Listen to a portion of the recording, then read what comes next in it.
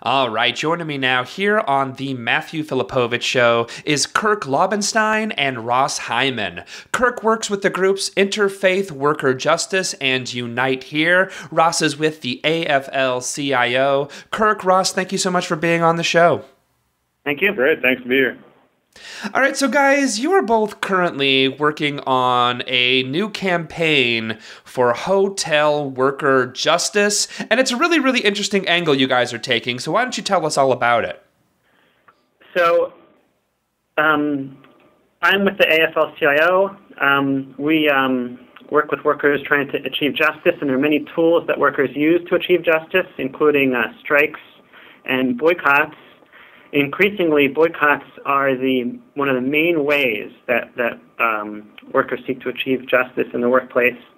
In hotels, for instance, workers are often trying to protect their jobs against subcontracting.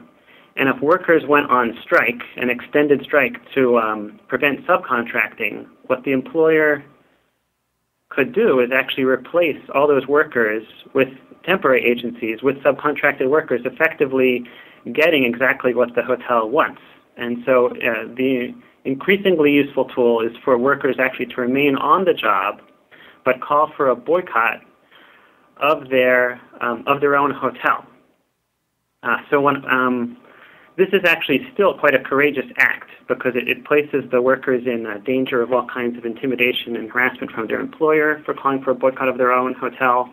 Also, if it's successful, it means they'll get less work. But it does protect their jobs.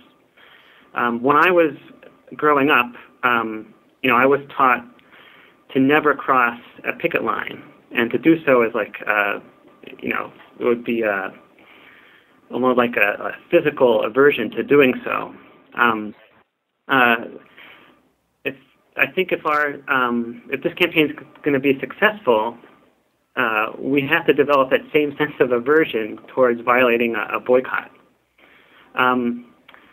What makes hotel boycotts different and much more powerful than just about any other boycott that the labor movement's ever been involved with is that for many boycotts, like a grapes or Palermo pizza or something, you're often organizing people one by one to not buy grapes or something like that. But with hotels, people are already actually organized into the thousands or sometimes tens of thousands into the organizations that have conventions at hotels.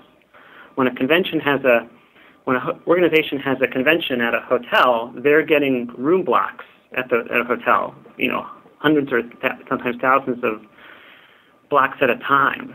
And so when an organization honors a boycott, that's a tremendous amount of consumer power, and it can really affect what that hotel does.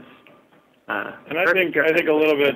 Yeah. I think a little bit about the exciting thing about this is it's a proactive campaign. So it's reaching out. We've been reaching out to religious organizations, Muslim, Christian, Jewish organizations, and we just had a conference call yesterday with about 40 of them on the phone to talk about ways in which they can make sure that they honor these what are called boycotts proactively, not reactively.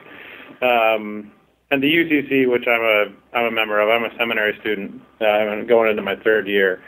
And the UCC back in Hartford in 2007, it was its 50th, United Church of Christ is the UCC, sorry. The United Church of Christ had its 50th anniversary synod, and there was about 10,000 people that were coming to Hartford, Connecticut. And there was a new convention center going up and a new Marriott hotel. And the mayor and everyone had given the United Church of Christ assurances that it'd be allowed to be organized and that it'd have union workers in both those places. But as the convention approached, there was no movement at all towards allowing workers to unionize. And so the UCC said, well, we can't have the folks that are going to this convention cross this boycott line, and so we're going to pull out, and we're going to seek another venue. they didn't get hit with penalties, but could have gotten hit with severe penalties, both from the Marriott and the Convention Center, mostly because there was, a lot of political leverage that they had.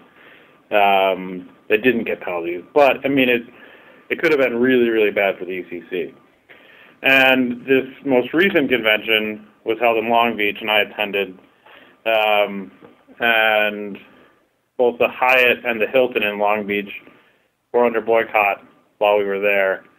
And we actually included proactive language to protect workers in our contract that we signed, and pulled out without penalty or threat of penalty. And also actually we had 150 youth at Synod ticket the Hilton, which many of them were supposed to actually stay at. So I mean, it was an amazing public witness, for the United Church of Christ and for worker justice, in Long Beach, to be able to say, we're staying at decent hotels that treat their workers fairly, give them a fair hourly wage, health insurance, all the things that it takes to make a decent life.